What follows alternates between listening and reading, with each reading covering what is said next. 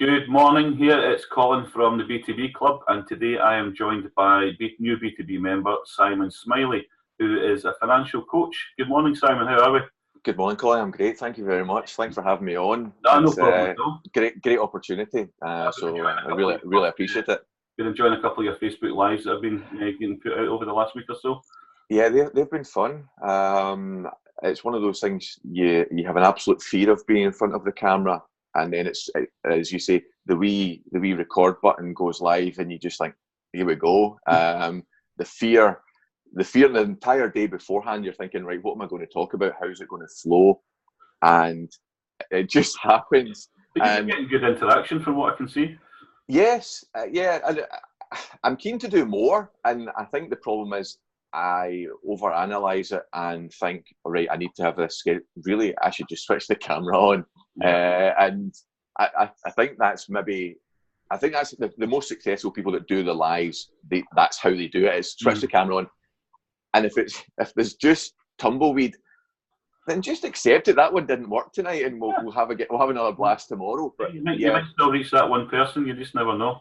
Well, that's it. And the thing with the lives is it's what happens afterwards. Because I think the other night I went out, and at the same time I actually multicast on. I had strangely had two phones side by side, so I had one going to Facebook and one going to Instagram. Yeah. And I think the audience was sitting about 6 or 7 on both platforms. So I was actually over the moon at that. Yeah.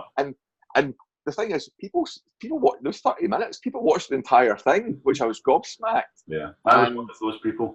Yeah, well, thanks very much. So tell us, what's a financial coach then? What is it you do? Well, I was 20 years a financial advisor. Now, as a financial advisor, I was predominantly working mortgage, pension, investment. So I was dealing with people that probably had wealth or had something, and I was looking at what they currently had and then taking it forward and managing it. A financial coach is more to do with your specific personal finances. So your savings, bank savings, ISAs, also your credit cards. Where are the credit cards? How much is on them? What's that costing you?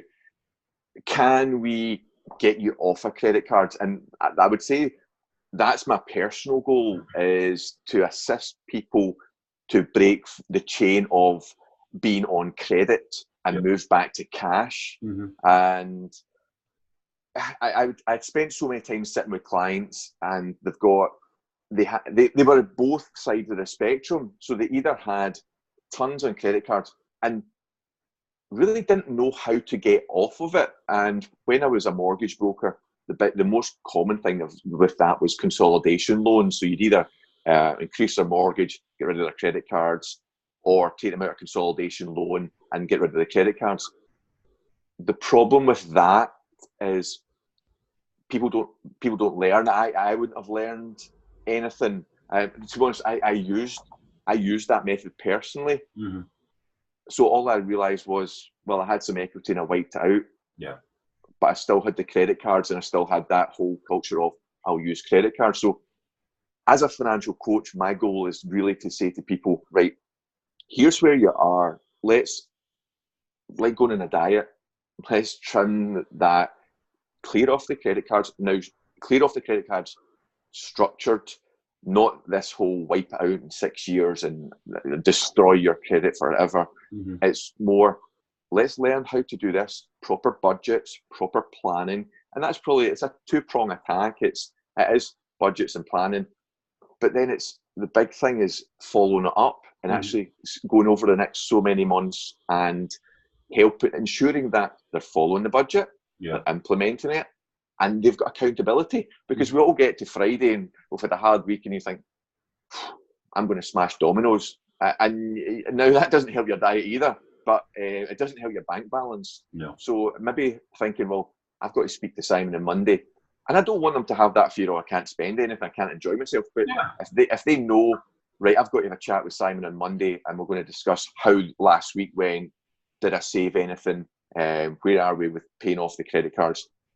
You maybe think twice about that extravagance. And that's all it is. It's an extravagance. Now, once in a while, it's fine. But every Friday, Saturday, hitting dominoes and spending money that we don't necessarily have. Yeah. And it's I think getting it's back. something everyone's guilty of at some point in their life. Oh, absolutely. I would say 90% of the population fall into the category. But I'll ask you this: where did you learn about personal finance, how to run a household, how to manage your money? The education system in the country doesn't teach that. For sure. No, not. And if you think about in the household, I would have said maybe 20, 30 years ago, it was when we were very much cash-based that people did speak at that. See, now that credits come in, money's a taboo subject. Yeah. Parents definitely don't speak to their kids about that. In fact, funny enough, I was getting my hair cut yesterday, and the guy had said, he goes, well, I give both my kids £20 a week. Now, they can go and spend that, or they go on lunches, or they can take a packed lunch and save a tenner. And he goes, so I was like, that's fantastic. I goes, you're the one of the first people that's actually passing something down to their kids to say, this is what you should do with money. But nobody's doing it. And so if they're not getting taught that through the schools, or they're not learning it from parents, the only other place is the media. Now, if you jump onto the media, it's all about credit cards, loans, and we have obviously the celebrity culture of let's go extravagant, spend now, and we'll worry about it later. So and there's this whole myth as well, and I know you and I have touched on it in the past, about how you need to have a credit card in order to build a good credit rating. Yes. Which I strongly kind of disbelieve in, but I think you're probably with me on that one as well. Well, that was I followed this. I mean, I thought, right, I obviously through in business, if you haven't had a kind of boom and bust, then you haven't been in business. So I have been there, and somebody told me, get a credit card and build it up, and I thought, okay, I'm going to do this, and it's made no difference at all. 2 years, and I mean, it's whatever goes on it, and I use it for fuel, and it clears every single month. My credit card hasn't affected my credit rating at all. I mean, I can't say that it's better. If anything, it probably took a hit when I took a credit card because I touched my credit file. Yeah. And it's taken me 2 years to recover from that, just that one credit search. But if you think about it, and this is where it's funny, so get a credit card to build your credit rating. What about on the flip side? Let's not do a credit card. Let's build savings, and you'll never need a credit rating again. Yeah. And that's what, as a financial coach, that's the utopia of let's take clients from they've got debts, clear off all the debts, build an emergency fund. In fact, emergency fund is probably one of the strongest foundations you could have. Very few, any client will go, what have you got sitting in the bank? Yeah. Well, I get paid yesterday, so I've got my wages. Well, see, the day before, what was sitting in the bank? Well, next to nothing, I'd maybe overdrawn. Let's take them from that. And so it's not, as a financial coach, it's not all about clearing debt. Yeah. It's about showing that responsibility and how you manage it. Finances, and it's educating. And I don't want to preach to anybody, and that's against it. It's like, let me help you. Let me give you some ideas. And it was actually a client come back to me the other day, and this, I thought it was brilliant. And I goes, but I'd never put it in the words. So she goes to me, goes, yeah, this week, her and her husband are trying 3 days of not spending. And I thought, that's genius. It's like again, flip it back to being on a diet. It's like, I'm going to eat really well for 3 days. So for 3 days, they basically didn't buy those coffees, didn't buy those snacks. They took what they had in the house with them. And she goes, the simplest of things, and straight away you think that's probably 30, 40 quid a week that they're better off from doing absolutely nothing. And it's those wee nuggets, and it's trying to get people back to where, let me help you get from there.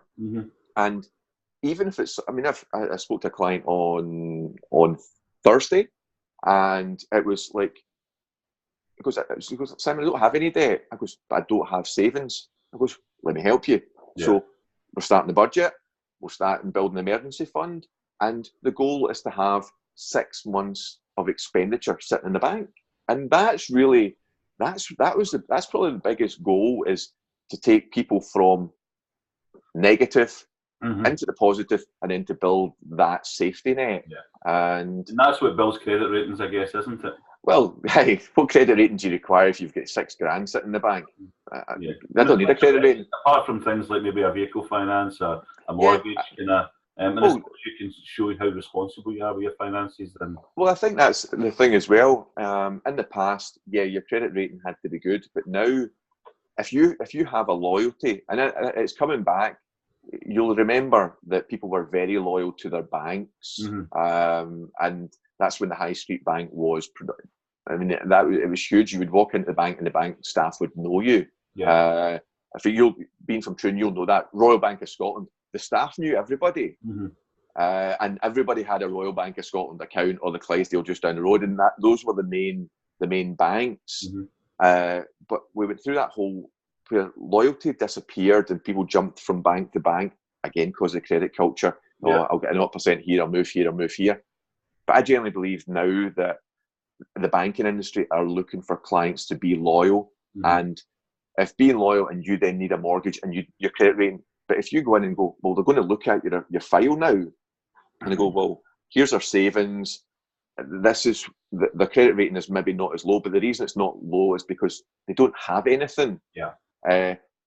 So while on an instant credit search it looks bad, when a human looks at it, they'll see the bigger picture. And I think that the culture is changing, and it has to change. But on the flip side, it goes, you then get people that have got savings that are earning nothing, and that's another thing that we can help with. So.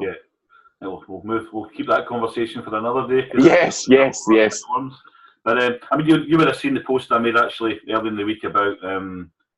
I've made it quite clear I'm not a huge fan of having credit cards, but there are times where it's a must, certainly in business. And you may need it for cash flow purposes, but also you can spend savvy with it as well. And the point I made the other day was about certain credit card companies offering cashback on spend as well. And there was one company in particular, albeit they were a fairly high turnover business, but they basically, I think they received about $55,000-$60,000 cash back in 1 year. And what they'd done was they reinvested that back into their workforce, into training, incentives, and what that done was it built loyalty, and it also gave them more productivity within the business as well. So there are ways you can be savvy with it, I guess, as well. But it comes down to that kind of requirement in management as well. It does, and I think, as you say, that's a good example, because if they're not necessarily using the credit card for credit, they're actually abusing the system, but abusing it well, and that's what it's there for. If they're going to, and it's the whole air miles, because air miles were probably the first thing that people had credit cards for and earned off of, and it's even so. I mean, the reason I got one was for fuel. I mean, I was doing a lot of mileage. I'm not doing that anymore, thankfully. But you're thinking, well, I might as well take advantage of it and earn something else off of. But it's only good as long as you clear it every single month. So you're not. I suppose it's how you use it. But to the average Joe, that bad month, and all of a sudden you don't clear it, that then becomes a debt. And that's why you need a financial coach. But it's having things where I think somebody to look outside the box, especially when it does come to clients clearing on their personal finance. It's because there is always a solution, and no matter how bad things are, I think you need somebody with a fresh pair of eyes and go, right, I've looked through your last 2 or 3 months where money's going. I've looked at all your credit cards, and here's a solution. Here's something that we can actually genuinely work on. And I think to give them that nugget of hope without thinking, where do I go? And as I say, the live I did last week was all about the different options that are available, and they're awful. They really are awful, and they might sound like a solution. And this whole, if you've got debts over 5,000-6,000, we can clear them off. No, they can't. They can over the long term, but you're still going to pay it. Yeah, and it is And a long term. I mean, I've seen something else you had said about you can average credit card sitting with a £2,000 balance. Like the interest yes, alone, typically in the UK, is about what, £50 a month. yes, So a 2 grand, a 2 grand, and this is with Barclay card, so this is one of the good companies. okay. If you've got 2 grand sitting on Barclay card, and I think their interest rate roughly between 20 and 30%, that will cost you £50 just to have it sitting there. Now that's not your minimum payment. That is just to have it sitting on that account. Yeah. £50. Now I remember in the mortgage industry, I used to tell people don't lose a house for 10 grand because 10 grand over 25 years costs you £50 a month.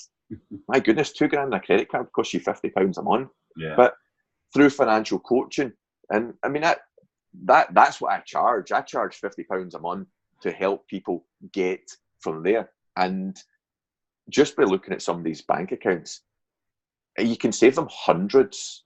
And and not by doing absolutely nothing. It's just looking through it, categorizing it, and go, do you know you spend £700-800 in supermarkets? And people are flabbergasted, honestly. And it's the same as Costa. Go to Costa. I mean, £3.50 for a coffee. In fact, I think that's even just a basic coffee. If you get a couple of sprinkles, then you're up at £4. But we all spend more than we think we do. Kind of like we're the same. We've got our kind of monthly household budget, and set it say £300 in food and whatever. And you easily if we gathered all the receipts up, I know we'd probably either 4 or 5. You don't want to know. And I don't think we're the only ones at all. You just you lose track a little bit, don't you? Well, it was funny because I used to always when I was fact finding with clients, I would ask them, I go, so much you spend in supermarkets? What's your average food bill? And they go, £250, £300. I'm thinking, well, you need to come and teach my wife how to shop because I tell you, my food bill's way over that. Yeah. And the reality is, you might go and do the big shop, but see all these other things. So, and one of the big things with food shopping, I think it's easier if you actually operate cash. See if you had, and this sounds daft. See if you goes, right, my food budget for the month is £500. See if you had £500 sitting in an envelope. And so whenever you went shopping now, people might go, I don't really want £500 in my pocket. And that again, that's why we've got a fear of cash, because what if we get mugged? I'm losing but that is a fear. So, but if you had to physically hand over money rather than swiping or even contactless, I love contactless, but I tell you, I need to get away from it. Every time I look at it as a break a tenner, then it's gone. But if I had to go into a shop and spend out of this cash envelope my shopping, I'd be way more conscious of what I was spending rather than just swiping. And that's what I'm trying to say, because cash needs to return to being king rather than credit. We need to get back to a cash culture and build savings.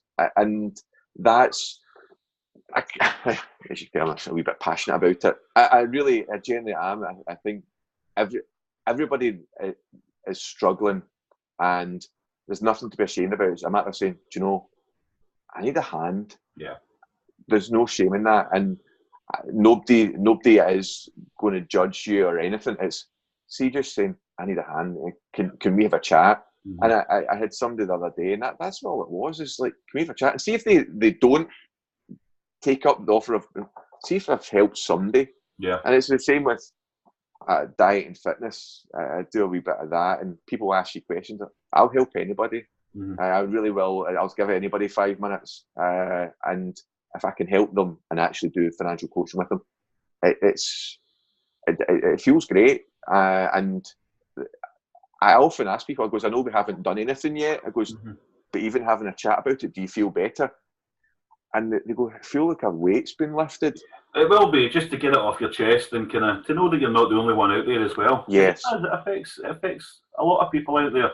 Oh, it does. It's one of the biggest stresses is money. And I'm sure the doctors are inundated with people just stressed out, and it's to do with financial stress. And I mean, there's all these companies out there that are doing it, and there's some great services provided. Some of the great services provided by the government. Citizens Advice has its point, but they give you the information, but they don't then take you forwards. There's no I think personal interaction. no, you need somebody, and it sounds terrible. You kind of need somebody to hold your hand, and because I know, even personally, when it comes to, like, if I go to the gym, I need my coach to kind of tell me what to do. I don't know. I need him to write up and go, "This is what we're doing today." Yeah. If left to my own devices, I'm sitting in the sauna. Yeah, absolutely. You'll know I've started. I've got a personal trainer. I kind of train with 4 or 5 times a week. Last week he wasn't available, and he had to go away to a meeting. And he left me a workout, and it's the easiest workout I've done in the last fortnight because he wasn't there shouting at me and kind of encouraging me. And I was back to the same old the next day. And what a difference! And it's just that accountability factor. We all need it in life, whether it be for your health and fitness or whether it be for your finances. It's something that we all can rise to the occasion for. I mean, there's everybody has the ability to do, whether it be personal finance. Everybody has the ability to get that, because information, there's nothing new. I mean, I don't have the wee magic beans in it or anything like that. It's common knowledge. All I'm doing is helping you implement it and then make me accountable. And that's, I generally believe that's worth every penny. So you touched on it earlier. You said you charge £50 a month. It's like a gym membership, and it's basically, I'm a personal trainer for your money. Financial coaching, I think it would be ridiculous if I said, I charge £2,000 to set up this plan and on you go, and I've educated you. I can't educate you in one chat. This is an ongoing process. It's really about taking you on board. I've got a vested interest in you, and the only way that I can do my job is by maintaining that vested interest, maintaining that you have accountability, because I need you to come back next month. Yeah. And so it's not the one hit. This is the long term. That getting rid of your credit card debts is long term, and you need somebody in your corner, and you need somebody even to just say, I'm having a bad day, and it's like, that's fine. You look at how far you've come. Here's what we've done, and it's about, and even the structure of how we repay the debt, which ones we start on. It's all built into your plan. And people find it daft when I say to them, by the way, the first thing we're going to do is we're going to build an emergency fund. And like, well, don't start paying debts. I was like, you wake up tomorrow morning, you've got £1,000 sitting in your bank, knowing that if anything happens, you don't have to touch your credit card to fix it, which majority of people's emergency fund is the credit card. Yeah. And as soon as that gets a wee bit tighter and there's no gap left on it, you start to fear. So if you wake up and you know that savings account down the road that I cannot touch is sitting with £1,000, and the car breaks down, it's going to cost you £250. That money's there. And the biggest thing with having an emergency fund is, once we start paying off the debts, I don't want a car repair to derail that. Yeah. So that's really it. It's once we get the ball rolling and we start chipping away at these debts, nothing's stopping us. And the clients will be passionate about going, right, that's me, I've cleared one off.